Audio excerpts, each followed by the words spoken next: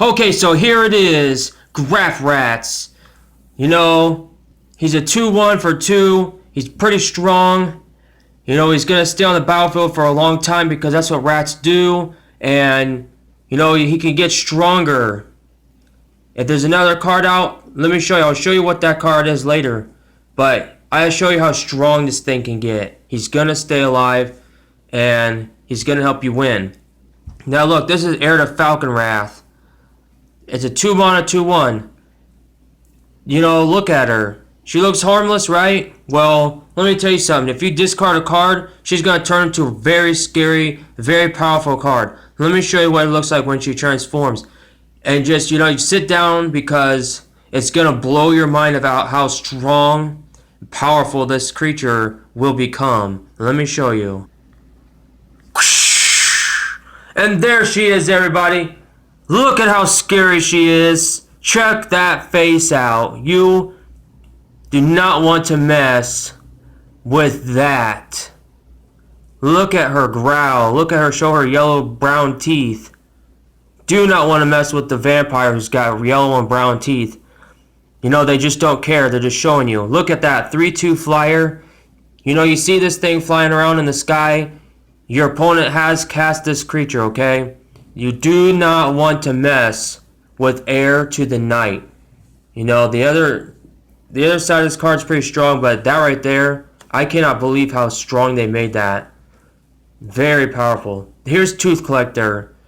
Puts -1/-1, you know, on a creature. And when Delirium's activated, he's going to keep doing it over and over every time it's one of your opponent's turns. Over and over and over. And look at him. A 3-2. Look at that guy. He's violent. Look at him. He's so, you know, sinister. He looks like he just, you know, really wants your teeth and stuff. He's kind of like the evil Tooth Fairy. That's the evil Tooth Fairy. Now check out Inexorable Blob. It's a 3-mana 3-3. Just perfect. Okay? It's got Delirium. And every time he attacks, when you have Delirium, he duplicates himself. Now, if you thought a 1-3-3 was, you know, enough to beat your opponent with, this guy creates multiple 3-3s of himself. You know, one's enough. This card's trying to, you know, he wants to show more. This guy's greedy. Inexorable Bob is greedy. He throws himself around at his opponents, you know, creating copies of himself. And now my deck just fell over. Hold on. Here she is, everybody. Your kind grandma. You know, kindly stranger. So, she's not a stranger though. This is your grandma. So she's a 2-3. When you have Delirium activated, you can pay 3 and transform her. Now let me show you. Let me show you what happens when you make your grandma mad, okay? Because you don't want to make your grandma mad, but let me show you what it looks like. This is what it looks like. There she is. Your grandma's angry. You know, you play too much Magic. She's getting mad. That's all you do with your life, you know. She wants her grandkids to, you know, grow up and, you know, get good college jobs and stuff. But you're not. Because you're playing Magic. Now, that is why she's mad. Look at her. That's exactly what she looks like when she's mad. You don't mess with her. She takes them claws out. She burns the field. You see behind her is fire. You know, she's growling. She's going to bite you or something. Her hair kind of went, you know, white Super Saiyan hair. She's very mad. And check it out. When she's transformed, she gets to destroy something. And she's going to destroy your Magic cards because you keep playing them all the time. So, trust me, she's going to destroy a Magic card. She's after them. She's getting sick and tired of it. Okay, so Barret Researcher. It's a 4-mana 3-2 flyer. At the beginning of your upkeep, put the top card of your library into the grave. It's an instant sorcery, transform it. Delirium activating, okay? So, let me show you what it looks like when it's transformed. There he is. He's a big giant mess of, you know, just black and just brownish colors and stuff. And, you know, you can kind of see, right there, you can kind of see something green. That's probably Shrek. You know, he's trying to summon Shrek in his lab. But he's a 5-4 flyer. It's not going to help him from Shrek, you know, if Shrek decides to, you know, go against him. But watch out. Because he's going to come, he's going to, you know, he's going to bite you and stuff. Stitchwing Scab, a 3/1 flyer. You know, you can bring him back from the grave when he's dead. You gotta discard some stuff, but that's Delirium. That's so much stronger than anything else out there. Delirium is the best kind of deck you can possibly create. It's so powerful. You know, the creatures are weak when Delirium's not activated, but when it is, they're very strong. Unstoppable force. Here's Soul Swallower, okay? Look at him. He's eating souls. You know, he's eating your opponent's souls, I guess. Hopefully not yours. He's got Delirium. He's got Trample. He's a 3/3. When he's got Delirium on, look at him. He's +3/+3 counter. Every single time it's your turn, he gets stronger and stronger. He's sitting there. He's getting strong. Okay? So this guy's awesome. He gets intimidating after a while. You know, your opponent can't mess with this card, you know, after a few turns because he's like a 50-50. On turn 2, right afterwards. Check out this. A 4/5 flying trample.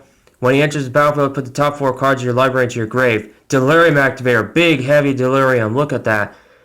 You know, if you don't have Delirium activated, though, he's going to start hurting you because he loves Delirium. If he doesn't have Delirium, he gets very mad and he wants to attack his own player. You know, his own partner he wants to attack. He loves to see many cards into the graveyard. Altered Ego. Can't even be countered. This thing, look at that face right there. You can't even imagine what it's like to have to go against this face. Very strong, very intimidating. It's got green in it, so, I mean, you already know how intimidating that's about to be. So, but, you know, with the X, look at the X symbol right there. It comes in as a copy, and if you pay anything over 4, it gets that many +1/+1 counters. So it's already becoming whatever's the strongest card on the field. Now it's becoming even stronger than that strongest card because it's going to get, you know, +1/+1 counters and stuff. So, yeah, you don't want to know what this thing will turn into, especially since it's got green over in its symbol right there. My cards are enjoying to fall over a little too much. Okay. So, if I can get these cards a little better, we have Identity Thief, a 4 mana, 0/3, but nobody cares about that 0/3 because he's not going to block. You want him to attack.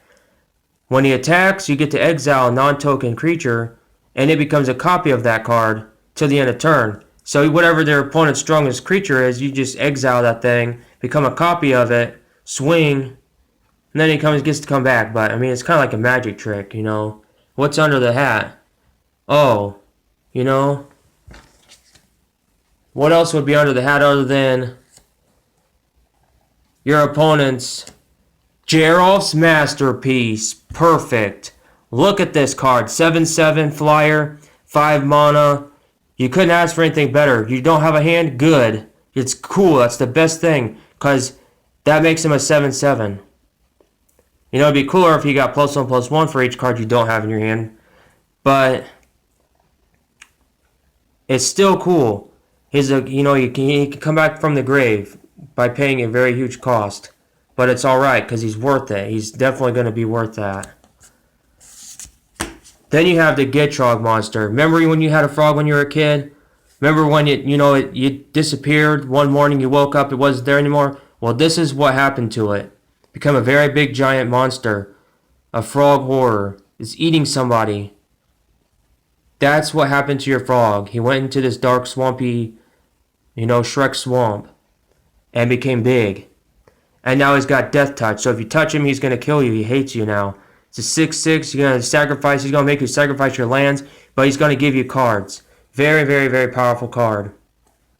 I wouldn't mess with this guy. I wouldn't mess with your frog anymore. You probably should have fed him more, or, you know, maybe fed him less. Here's Hound of the Farbogs. And now, there goes there's Vexling Scuttler. Now, there's Hound of the Farbogs. Delirium, he's a 5/3, but when he's got Delirium, he's got Menace. People are afraid to attack this dog, because look at how powerful it is. I mean, just look at him. He's growling at you. You know, you can't barely see him because it's all really just too dark. But, yeah. That's that awesome card. Look at this Voldaren Pariah. 5 mana, comes in flying around, 4 arms. It's a 3/3. You know, it's even got madness cost. You sacrifice 3 of your creatures. And let me show you what happens when you sacrifice 3 of your creatures, because she gets pretty mad. That's right, everybody. She grows more arms, she becomes a 6/5 flyer, and she makes your opponent sacrifice 3 creatures. Win-win. You can't beat that. You lose creatures, your opponent loses creatures. How could you ask for anything more than you losing creatures? Okay, so Advanced Stitchwing. How can you make the original Stitchwing get stronger? You buff him up. Look at that. He's a 3/4 now. You know, he kept his attack. He's still a 3, but, I mean, now he's got 4 defense. Very strong. Okay, now here's Midnight Scavengers. You cast him. You know, he enters the battlefield. You get to return a creature with 3 converted mana costs or less from your graveyard to your hand. It's a 3/3 for 5. But let me show you. This is the melding card. Let me show you what happens when you meld the Midnight Scavengers and the Graph Rats together. If I can find the Graph Rats real fast. Oh, it's at the very bottom.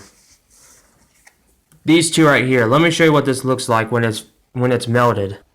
And there he is, everybody. Graph Rats. That is the fusion of a rat and a human together. Okay? He's got a long tail right here, as you can see. He retained his purple and yellow, you know, from the rat. He's got the rat's feet and stuff. That is what it looks like when Graph Rats is melds. And actually, this is it right here. So, it's a 5/6 menace, haste, plus on all your other creatures, and haste, or menace on all your other creatures. Very strong. Check them out. You don't even know what that is. That's an abomination for sure. You know, there's that rat, I think. Oh, no, that's not a rat. So, yeah. Very strong card to meld. Then you have Wretched Griff. You know, he comes in, you can sacrifice a creature, make him cheaper. He's a 3/4 flyer. Draws you some cards. That's what you want. You like cards. That's why you play Magic, because you love cards. This guy here comes in, 5/4. He returns your opponent's cards because you don't like their cards. But you like your cards. And it returns it to the top of their library. How could you ask for anything better than returning things to the top of their library rather than the grave and stuff? It's so awesome. Then you get this right here. Returns instants or sorceries from your graveyard to your hand. So, you know, you can go get that, you know, to the slaughter. So you can nuke your opponent's field, you know. Stuff like that. Pay 1 to, you know, go get whatever you want. I mean, seriously, you can get your entire graveyard back into your hand with just 1 card. It's so strong. Now you have this. This comes in. It's a little 4/4, but it creates some tokens for you. You don't want to mess with the big giant centipede like this. Then you have Abundant Maw. Are you serious? A 6/4 though. Look at that strength. And when you enter the field, you gain 3 life and your opponent loses 3 life. That is very good. That 3 life is going to mean the victory or the end of your opponent. It's going to mean the victory for you, though. Elder Deep Fiend. It flashes itself in, 5/6. And when it comes in on your opponent's turn, they want to attack you. Well, they can't because this octopus is tapping your opponent's creatures. It is tapping everything that's inside, okay? Its little tentacles are coming in and... You know, it's going all crazy and stuff. It's just whipping everything around. Then you have Mockery of Nature. A 6/5 destroying artifacts and enchantments, such like that. You see that house right there? That's your opponent's house, because it destroyed it. It's on fire. There's your opponent right there, flying around in his tentacle. Poor opponent. Didn't stand a chance against the Mockery of Nature. Drownyard Behemoth. Very, very powerful. 5/7 flash with hexproof. Your opponent wants to kill one of your creatures. Well, tough, because Drownyard Behemoth's going to kill it for your opponent. Then he's going to sit there on the field with hexproof for a little bit. And then he's going to die by 5/7. He's just going to step all over him. And then you have Decimator of Provinces. Very powerful card. A 7/7. Comes in destroying things. You know, your own creatures. He gets +2/+2. And all your creatures get +2/+2 until the end of turn. And Trample. It comes in. It's got Trample and Haste already. But this thing's going to come in. It's going to destroy your opponent in one go. I can guarantee you this is a one-hit wonder. Your opponent will lose for sure with this card. Try to get him out as fast as possible because it's a game-changing ender. Over with. That is my Sidisi deck. I hope you guys enjoyed Sidisi as much as Mario does. See how happy Mario is? Check him out. I hope you enjoyed it as much as Mario does because this deck is very powerful. I won tournaments with this deck. First place. You know, worldwide tournaments. That's my Sidisi deck though.